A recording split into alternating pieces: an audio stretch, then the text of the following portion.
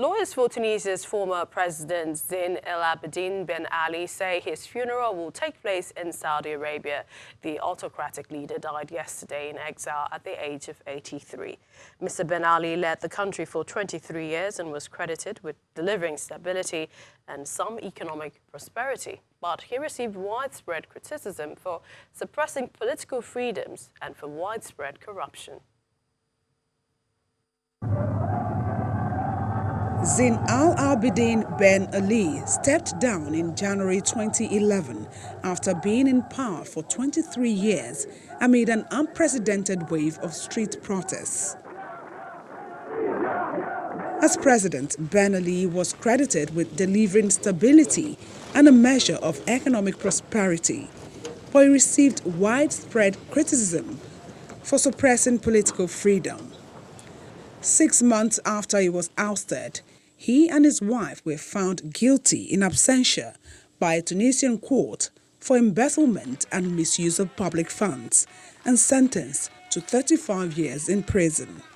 In 1987, he became prime minister shortly before ousting Tunisia's first post-independence ruler, Habib Bourguiba, in a bloodless palace coup. When multi-party presidential elections were introduced in 1999, they were still one-sided affairs, with Ben Ali winning huge majorities. The constitution was changed twice so he could continue to serve. He won his final 5-year term in 2009, with his share of the vote dropping just below 90%. Under Ben Ali's rule, analysts say Tunisia saw steady economic growth. It was praised for a progressive stance on women's rights and for economic reforms. Ben Ali was born to a modest family near the city of Sousse in 1936. He was married twice with 6 children. His second wife, Leila Trabelsi, played a prominent role in Tunisian public life and reportedly helped amass huge economic holdings for our extended family. His death comes just days after Tunisia held the second free presidential election since he was ousted. Let's get more on this from Lisa Bryant, the VOA journalist who joins us from Tunisia. Hi, Lisa. Thank you for joining us. What is the mood like in the country with the news of the death of the former leader, Ben Ali? I think it's a mix. I think most people, it's just basically, shrugging their shoulders. I think there are a few people, though, who are really regretting and mourning his death.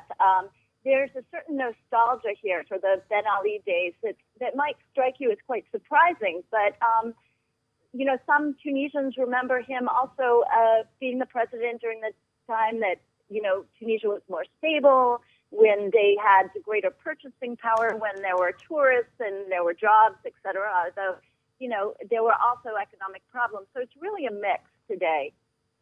We understand the funeral is taking place in Saudi Arabia where he died. What more information do we have on his final resting place? Will his body be sent back home?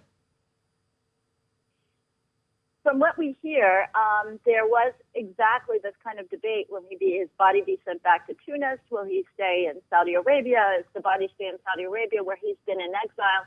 And according to his lawyers, in fact, he did express a preference to be buried in Mecca. And so from the latest reports, it seems that will be the case.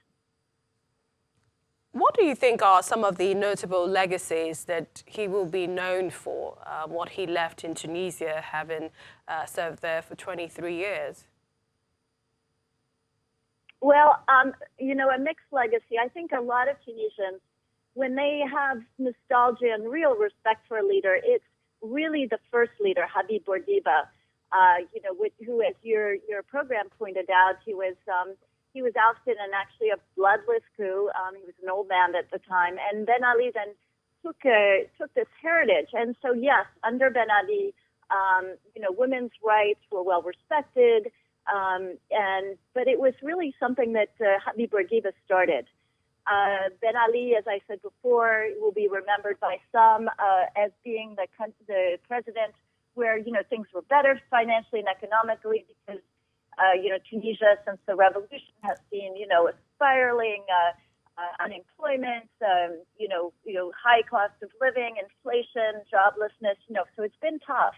But remember, the revolution also started because an unemployed vegetable seller set himself on fire. And that, again, was because of the economic conditions there. So I think generally, and also this legacy of corruption under Ben Ali, which experts have been telling me here in Tunis, has actually gotten worse since the revolution. So, mixed legacy, but I would say still more negative than positive, although there are still some people who are sort of missing his era. All right, Lisa, perhaps tell us about the second election in the country since the ousting of Ben Ali. We understand two political newbies are in the race. They've made it to the second round. When is the date for this, and how are both parties preparing? Yes, this has been a very interesting week in Tunisia. So, yes, there are two political newbies, one slightly less new than the other. But both of them are quite remarkable. One of them is a guy that they call RoboCop because he's a constitutional law expert, but he speaks in very legalese jargon. He has made zero effort in terms of your traditional campaigning, and he has just set up. He went door to door, in fact.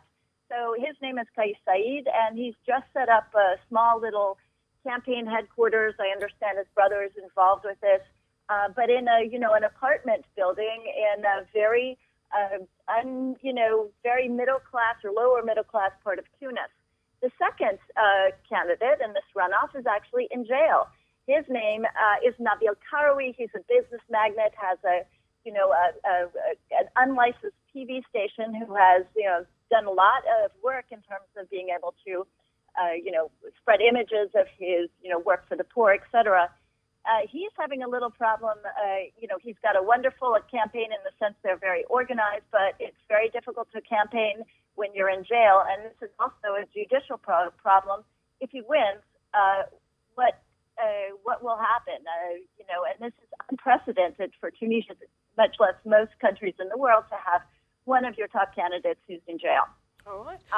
So it's been quite an interesting time. And in terms of the date of the presidential elections, the last I heard is it hasn't quite been set, but some of the election experts say that it has to be before October 13th. And remember, a very closely watched parliamentary elections will be taking place on October 6th for the first round. All right. We'd like to thank you so much, Lisa Bryant, for joining us on the program.